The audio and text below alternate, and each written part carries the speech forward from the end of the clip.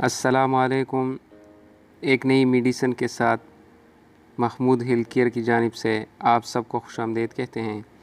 नज़रीन, अगर अभी तक आपने हमारे चैनल को सब्सक्राइब नहीं किया हो तो सब्सक्राइब करें, लाइक करें और शेयर करें, क्योंकि मैं हर वक्त मेडिसिन के बारे में इंफॉर्मेशन देता रहता हूँ ताकि आपको नोटिफिकेशन बआसानी मिल सकें। तो नज़रीन, आज बात करते हैं ट्राइमेटाबोल सिरप के बारे में। वीडियो लास्ट तक देखिए, क्योंकि इसके खुराक के बारे में और साइड इफ़ेक्ट के बारे में हम बात करेंगे। आइए चलते हैं, ट्राइमेटाबोल सिरप के बारे में बताते हैं।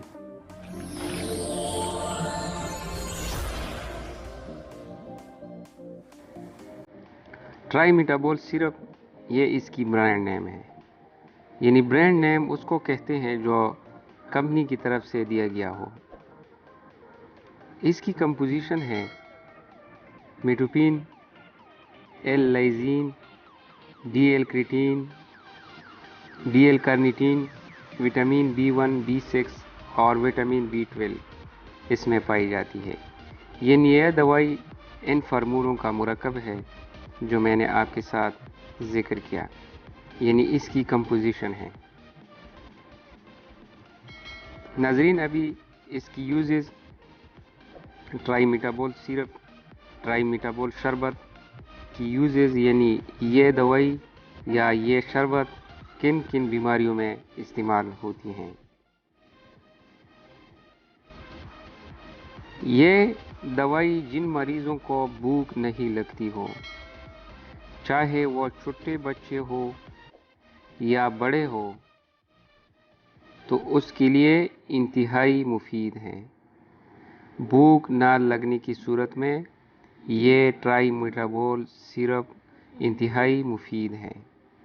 लेकिन नाजरीन, एक बात का ख्याल रखिए, 1 साल से कम उम्र के बच्चों को ये दवाई इस्तेमाल नहीं करनी चाहिए। एक दफ़ा फिर मैं आपको बताता हूँ कि 1 साल से कम उम्र के बच्चों में ये दवाई इस्तेमाल नहीं करना चाहिए। 1 साल से ज़्यादा बच्चे हो या बड़े हो, उसको ये दवाई इस्तेमाल करना चाहिए।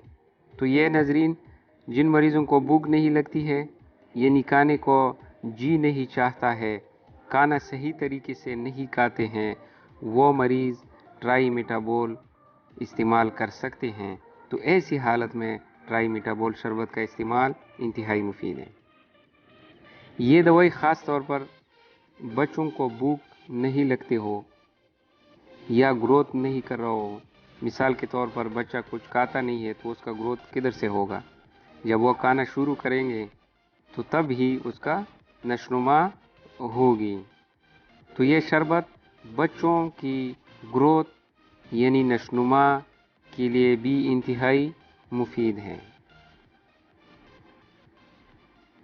क्योंकि इसमें मेटोपिन 275 मिलीग्राम इस्तेमाल हुई हैं। तो इसकी वजह से भूख भी लगेगी और बच्चे और बड़ों की नशोनुमा भी होगी और वज़न भी बढ़ेगी।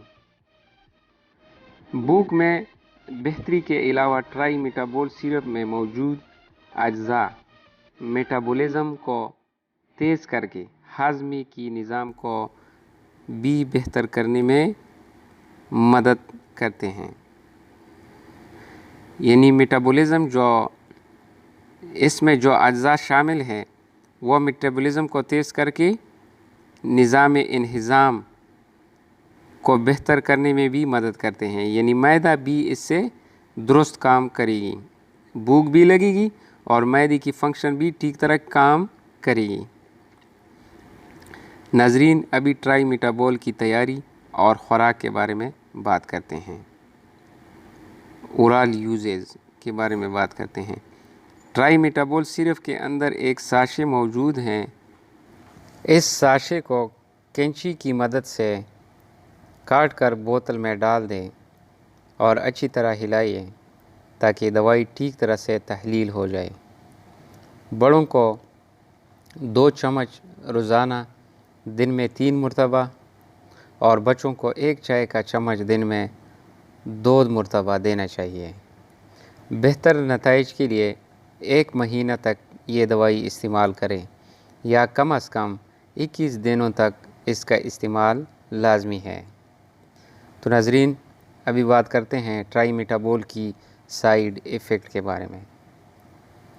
आमतौर पर ट्राईमेटाबोल साइड इफ़ेक्ट से पाक है, लेकिन फिर भी हेवी मशीनरी चलाने से परहेज़ करें। अगर किसी मरीज़ में कोई बुरे असरात नज़र आए तो अपने मालिक से मशवरा करके ही इस्तेमाल करें या फिर दवा को तर्क करें, यानी छोड़ दें। दवाई को छोड़ दें, नहीं खाना चाहिए अगर किसी को कोई साइड इफ़ेक्ट हो या कोई मसला हो।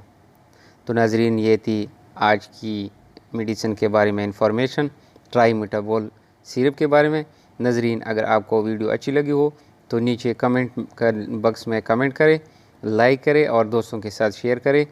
और अगर आपको हमारी वीडियो अच्छी नहीं लगी हो तो भी आप कमेंट करें।